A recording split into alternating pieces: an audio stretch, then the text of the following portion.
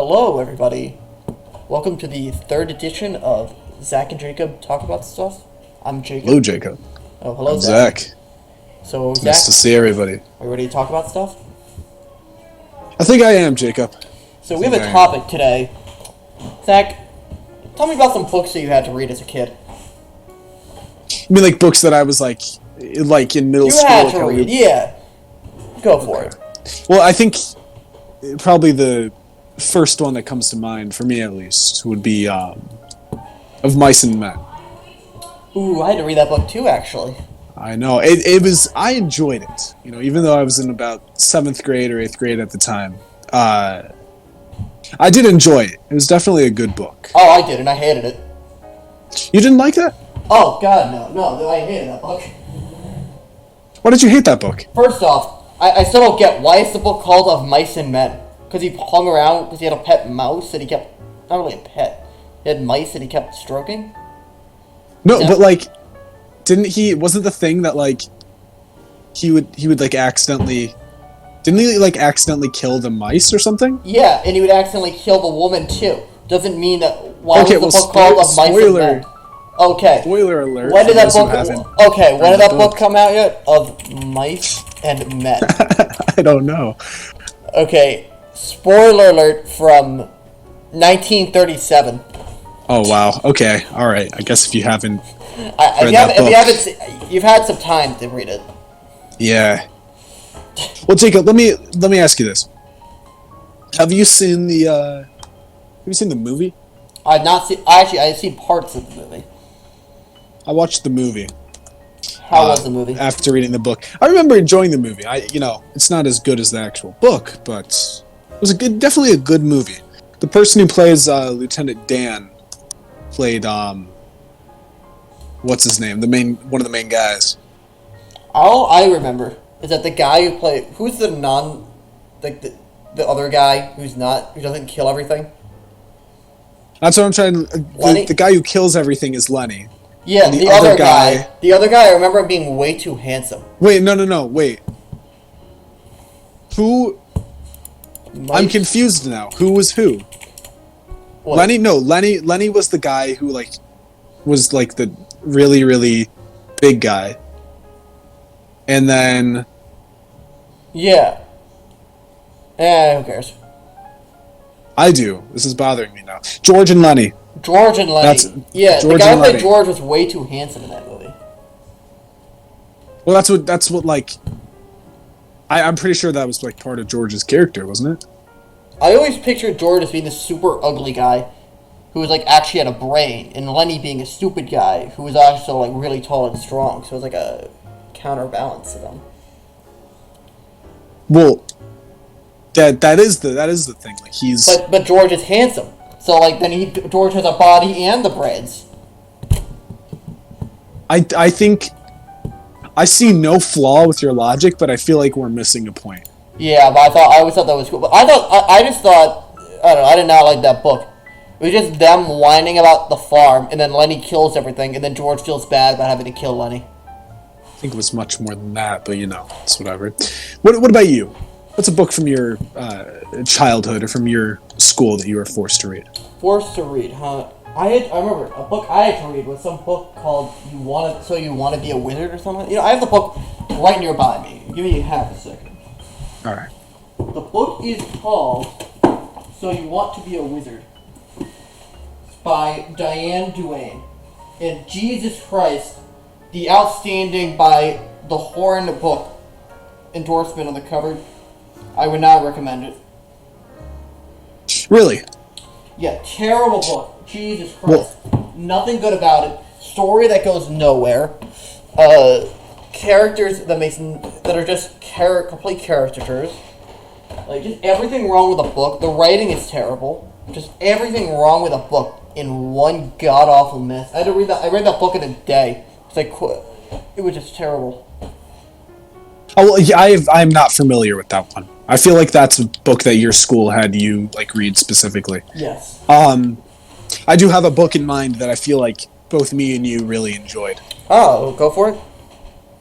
Animal Farm. I did not have to read that book for school, but I've read that book many times.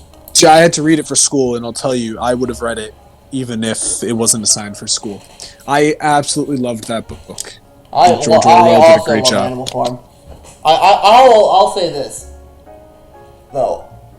I think personally, Animal Farm is overall the better book compared to 1984, but 1984 as a whole is better than Animal Farm. I have not yet read 1984. That's like one of the most. It's like probably the most classic book of all time to read. It might just be. But you know what? I still haven't read it. Well, okay, we'll go read it then. Fine. You know what? I'm gonna end this podcast right now so you can go read it. No, I'm not really going to. Hello? Okay. Okay. All right. I'll read it for you. I'll read it just for you, Jacob. I would highly recommend that book, except for from like, I don't know, page 200 to 300, all the lovey-dovey stuff. That stuff sucks ass. You don't like love? Not in my dystopian sci-fi future, where the whole point of the book is a government controlling everything, and then the book just cuts to a love scene. Not for me. The Winston Julia stuff ain't for me. Jacob, who hurt you? I think it was you, Zach. I'm so sorry. I believe it was you. That one night in 1943. I didn't know you cared. Yeah, we've known each other for quite a long time. Since 1943, correct? Well, 1942, but... Oh, yeah, exactly. How do I know this better than you? I don't know. Am I the one more committed to this relationship? Jacob, you might just be. I might be. Think of one of the most interesting books that I had to read in class was Romeo and Juliet. Hated it. And I thought it was good because afterwards we got to watch 2 of the movies. Oh, okay. You know what? One of the movies we watched in class, and it was very funny. One of them was like the one that was trying to be accurate to the playwright and to the script. But it's originally a script, right? Yeah. The play, yeah. Or a play, yeah. So that was one of them, one of the movies, and then the other one was the modern. I saw that one too. With Leonardo DiCaprio, and the swords are. And they all had guns. Yeah, the swords are just guns, and I enjoyed it. I don't know what other people thought about it, but I thoroughly enjoyed that movie because it was such like a. I don't know. I enjoyed. It was a fucking shit show. Oh my god! Zach, you stop with the formalities. It was a shit show, and that's why it was beautiful. It was a beautiful shit show. It was like watching cars crash, and you can't turn away. Jacob, I liked that movie because I got to do that instead of anything related to schoolwork. Isn't that just every movie in class though? No, because you sometimes have to take notes on it. Right? We just didn't. The teacher just put it on and said, just like, watch this, and then we'll talk about it after. That's you know fair. What? We didn't. We did not talk about it after. I swear to God, though, my teacher had us read the original Shakespeare version, not the modern translation version of Romeo and Juliet. Yeah, I also had to read the original Shakespeare version. The book that I have of it, like on one side of the page is like the regular Shakespeare version, and then on the other side of it is it translated into like English, into modern English. It's really interesting to see like the translations. So like an excerpt from it would be, hold on, let me find this good page. There's some good quotes. So, okay. Do you bite your thumb at us, sir? Oh, iconic. I do bite my thumb, sir. Do you bite your thumb at us, sir? Is the law of our side if I say A? No. No, sir. I do not bite my thumb at you, sir, but I do bite my thumb, sir. That's the Shakespeare version, and then the translated one would be, Did you thumb your nose at us, sir? I thumbed my nose. Did you thumb your nose at us, sir? Is the law on our side if I say yes? No. No, sir. I didn't thumb my nose at you, sir, but I did thumb my nose. That's the translate. I think thumbing your nose is a term for like flipping somebody off, I'd assume, but Honestly, I couldn't tell you. I have absolutely no idea. Zach, what is the most recent book you've read? Oh God. I don't. Oh, not a big avid reader? I'm not an avid reader. However, I do. The most recent. Just when you say book, do you mean like graphic novel or anything? Yeah, I'll include graphic novels. Go for it. All right. Yeah. So I recently read the book, the volume 1 of The Boys, which is a graphic novel. I've seen the show. The show is pretty good. Season 1 was great. Season 2 sucked horsecock. I liked season 2. I thought it was good.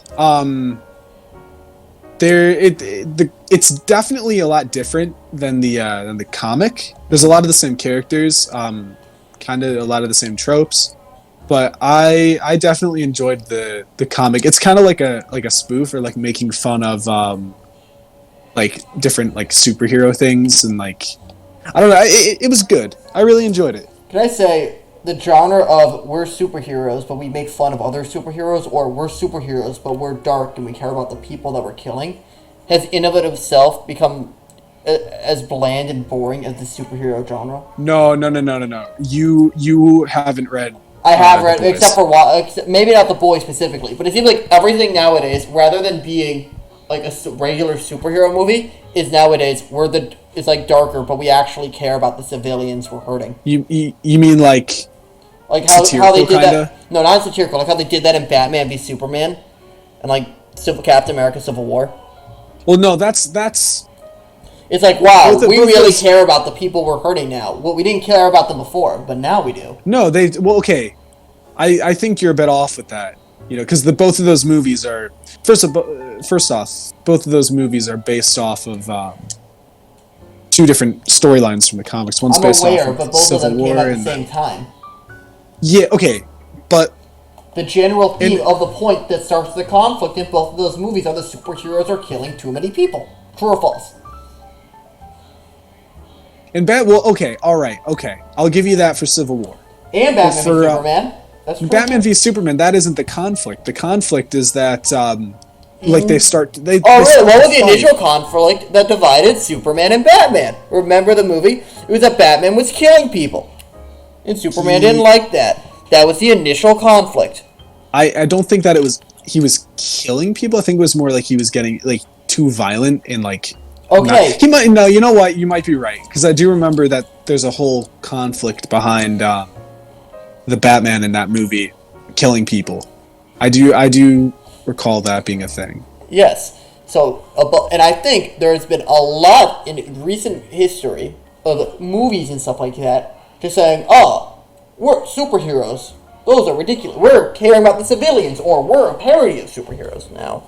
I think like the superhero genre originally just got so stale, but now they're having so many spin-off superheroes where it's like, we're satirizing superheroes, or we're superheroes, but we're different because we make fun of superhero tropes. Well, okay, look, I'm not talking about like movies specifically. Well, maybe movies, but I'm more talking about how like the comic, The Boys, and even the TV show, it made like its own characters in order to make fun of for sure all the like the tropes and all of the themes in superhero comics. Like there's a whole portion of the volume 1 of The Boys, spoiler alert for anyone who's planning on checking it out, highly recommend it. There's a whole portion in there where there's this one character, forgot his name, but he's like doing really like not good stuff. I'm trying to think if I'm allowed to say this on the podcast. Like he's going around and very bad boy stuff. Yeah, doing very, very naughty. Not good, naughty things to people, if you catch my drift. And he has like a mental disorder where like he can't control it. And he's like going around and like fucking things and like just literally anything that moves. And he cannot control it. And it's like a mental disorder that he has. And it's just a character like making fun of Batman. And it's the portion of the comic ends with an asteroid about to hit Earth, and he goes up into space and he fucks the asteroid, and he dies, but he blows it up. Damn. and he blows up the asteroid.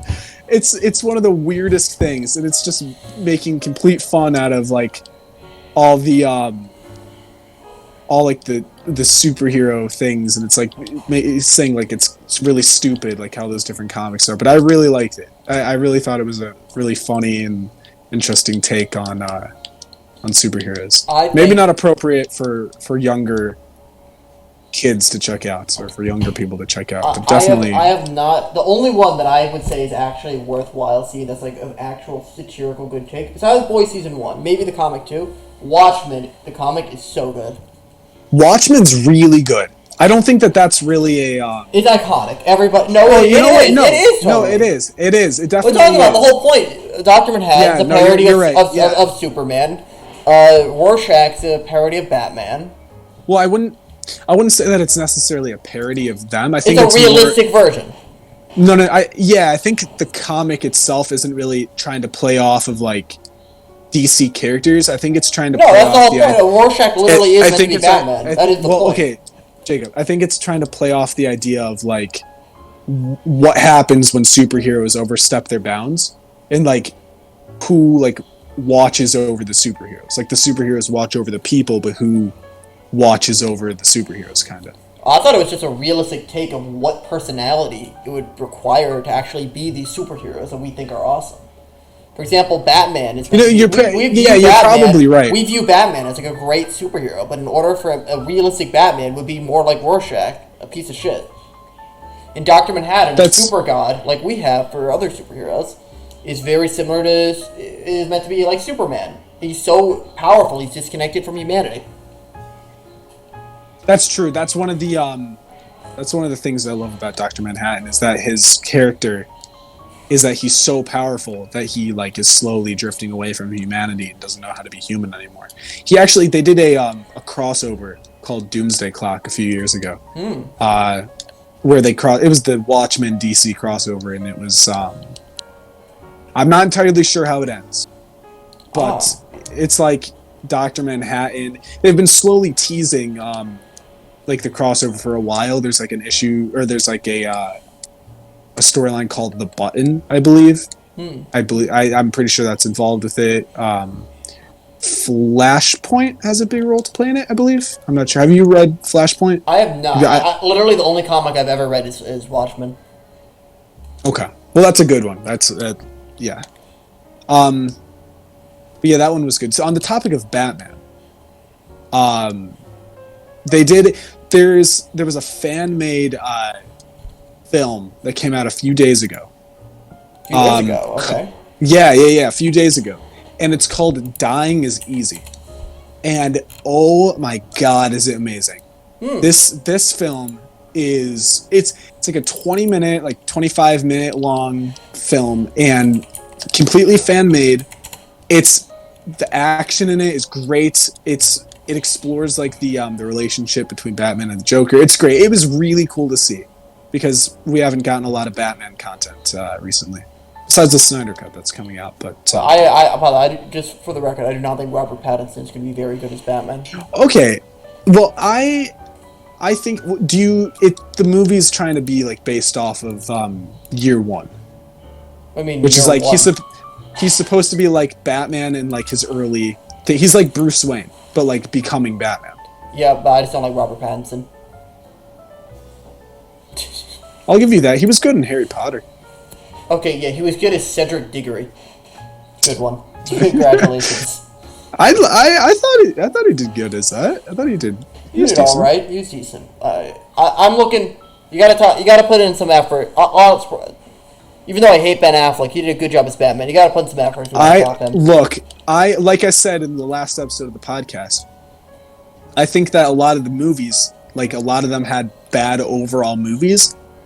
Or a lot of the DC movies are bad overall movies, but they're good overall, like casting and the characters, and a lot of the scenes are really cool. Like if you not taking into consideration how the fight scene ends between Batman and Superman. It was a bad fight scene. I'm sorry, it was.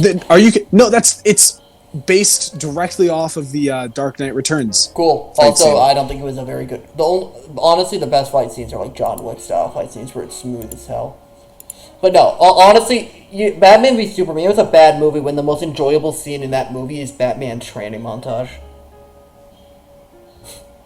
I didn't even realize there was a training montage in there. That's the only scene I actively remember enjoying, was the scene where Batman's having a training montage in like a dark gray like background. That's Batman for you. That's Batman for you. Well, Zach, I think this has been a lovely episode of the podcast. Jacob, thank you for having me on today. I appreciate it. Having you on, or did you have me on?